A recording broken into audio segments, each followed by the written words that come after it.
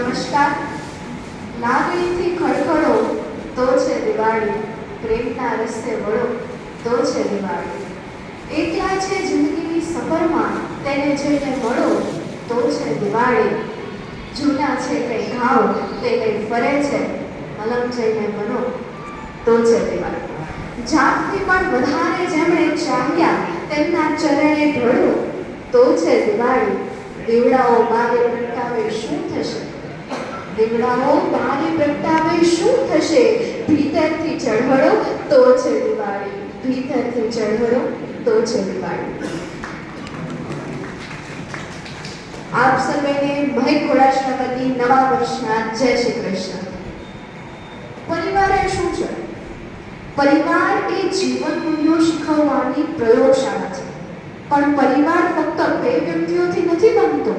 પરિવારમાં માતા, પિતા, દાદા, દાદી, ભાઈ, બહેન, કાકા, કાકી અને પિતરાઈ ભાઈ બહેનો જ્યારે એક ભાણે બેસીને જમે ત્યારે પરિવાર કહેવાય.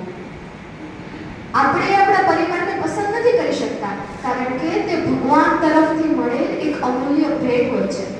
અને એ બાબતે હું તો મારી જાતને ખૂબ જ ભાગ્યશાળી માનું છું અને એ બદલ ભગવાનની ખૂબ જ આભારી છું કે તેમણે મને આવો પરિવાર આપ્યો.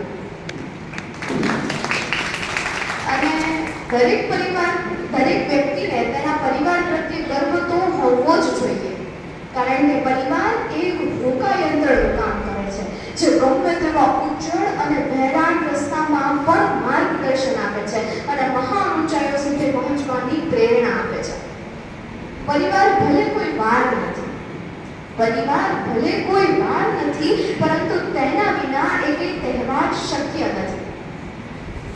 બાળકોને સંસ્કાર રૂપી જીવન મૂલ્યો પરિવારના દરેક સભ્યોની પાસેથી મળે છે. અને હા, સંસ્કાર સિંચન એ કાંઈ એકલ વ્યક્તિનું કામ નથી. હા, માતા એમાં મહત્વની ભૂમિકા અવશ્ય ભજવે છે. અને એટલા જ માટે મારે આપ સર્વે માતાઓને નમ્ર વિનંતી છે કે જો પરિવારને આમ જ સુખી અને સંપન્ન રાખવું હશે તો માતાઓએ જ તમારે જ કમર કસવી પડશે. કારણ કે કોઈએ કહ્યું છે ને કે નરથી વધે જ્યાં નાર્યું પર્યું દળ પરમાર, કે નરથી વધે જ્યાં નાર્યું પર્યું દળ પરમાર, આદર જોઈ ઉગતો જ્યાં કાયમ કશ્ય પ્રાણ, આદર જોઈ ઉગતો જ્યાં કાયમ કશ્ય પ્રાણ. રોટલેથી મોટો હિમાણા મોટો કહેવાય, પણ બાપ રોટલો મોટો તો ઘરવાળી છે. ઘરનું માણા જો સારું હોય તો 3-4 જણાને ઘેર લઈ જવાય, નહીતર કોઈ તાકાત છે ભૂતાના કાઢી નાખે. પણ ઇતિહાસ સાક્ષી છે કે જ્યારે આ ધરતીનો પુરુષ મૂંઝાણો છે, ત્યારે આ ધરતીની સ્ત્રી, આ ધરતીની નારી આગળ આવી છે. આ વાત ઉપરથી મને એક પ્રસંગ યાદ આવે છે. તમે બધા જાણતા જશો કે સ્વામી વિવેકાનંદજી શિકાગોની ધર્મસભામાં ગયા હતા અને એ શિકાગોની ધર્મસભા પૂરી કરી ભારત જ્યારે પરત આવ્યા ત્યારનો આ પ્રસંગ છે. તેમણે પૂછ્યું કે જીવન સારી રીતે જીવવા માટે કઈ વસ્તુઓની જરૂર પડે, અને એ જ પ્રશ્ન હું તમને પૂછું છું. તમે કહેશો? કદાચ તમારો ઉત્તર એવો હશે કે ભાઈ જીવન સારી રીતે જીવવા માટે 3-4 ગાડીઓ, બંગલા, રહેવા માટે ઘર ને વગેરે વગેરે. પરંતુ સ્વામીજીનો જવાબ કંઈક જુદો જ હતો. એમણે કીધું કે જીવન સારી રીતે જીવવા માટે જો કોઈ એક અગત્યની વસ્તુ હોય તો તે છે સંસ્કાર.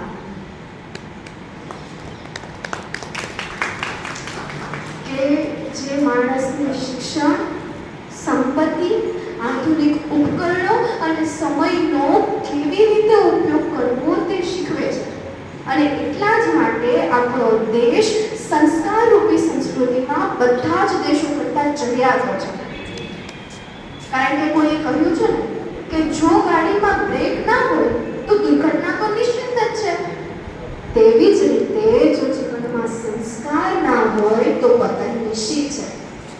એટલા માટે મારે આપ સર્વે માતા પિતાને ખાસ વિનંતી કરવી છે કે તમે તમારા બાળકોને ફક્ત શિક્ષણ અને સંપત્તિનો જ વારસો ન આપો, તેમને સંસ્કારનો વારસો આપો.